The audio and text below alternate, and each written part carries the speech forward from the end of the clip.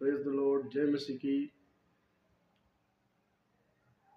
परमेश्वर के वचन कहता है, जीने दो और दूसरों को जीने दो। परमेश्वर के वचन कहता है, जियो और जीने दो।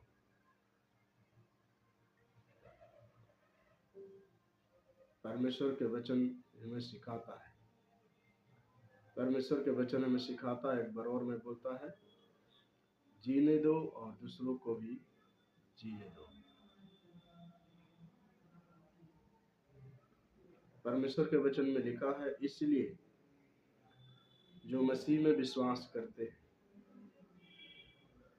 उनके ऊपर में पाप का प्रभुता नहीं है, उसके ऊपर में दंड की आज्ञा नहीं है, क्योंकि मसीह ने उनके पापों को क्षमा कर दिया है।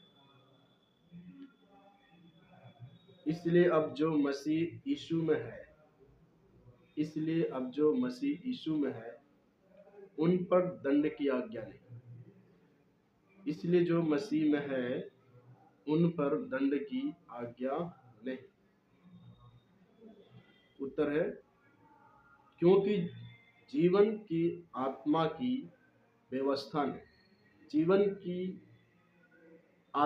व्यवस्था ने मसीह यीशु ने मुझे पाप की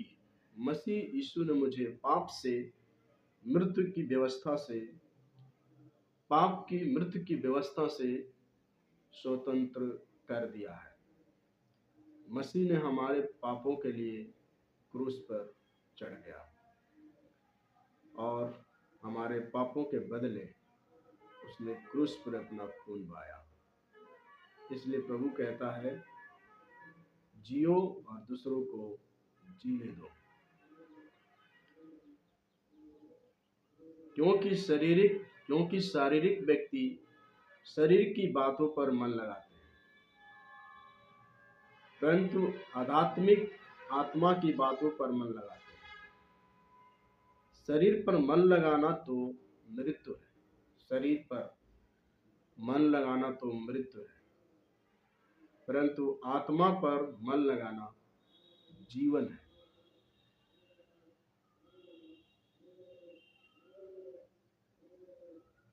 क्योंकि शरीर पर मन लगाना तो परमेश्वर से बैर रखना है,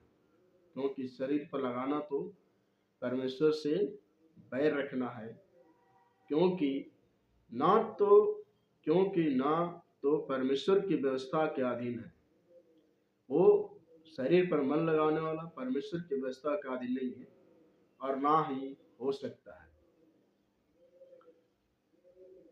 और जो शारीरिक दशा में है वे परमेश्वर को प्रसन्न नहीं कर सकते।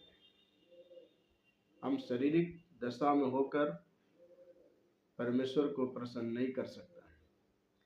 प्रभु के वचन कहता है, परमेश्वर को प्रसन्न करने के लिए हमारे पास विश्वास होना जरूरी है। हनोक विश्वास के ही द्वारा परमेश्वर को प्रसन्न किया था और परमेश्वर ने उसे स्वर्ग में उठा लिया। परंतु जबकि परमेश्वर का आत्मा तुम में बसता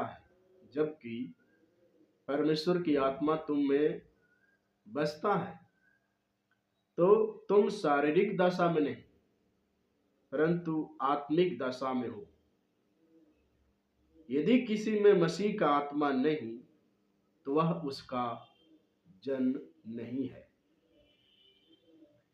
यदि मसीह तुम में है तो देह पाप के कारण मरी हुई है, परंतु आत्मा धार्मिकता के कारण जीवित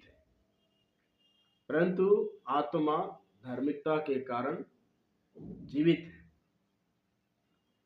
और यदि उसी का आत्मा जिसने यीशु को मरे हुए में से जिलाया तुम में बसा हुआ है, तो जिसने मसीह को मरे हुए में से जिलाया वह तुम्हारी मरणहार देह को भी अपने आत्मा के द्वारा जो तुम में बसा हुआ है जी लाएगा।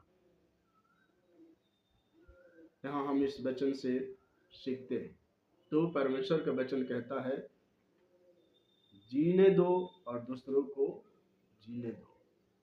यहाँ पर परमेश्वर का वचन कहता है, परमेश्वर का वचन कहता है जियो और दूसरों को जीने दो, जियो और दूसरों को जीने दो। मसीह ने मनुष्य के पापों को अपने ऊपर उठा लिया और मसीह जैसे जीवित रहा, जैसे जीवन दिया, मर के फिर से मसीह जी उठा और दूसरों को उसने जीवन दिया, दूसरों को उसने जीने के योग्य बनाया और खुद भी जिया। इसलिए परमेश्वर कहता है जियो और दूसरों को जीने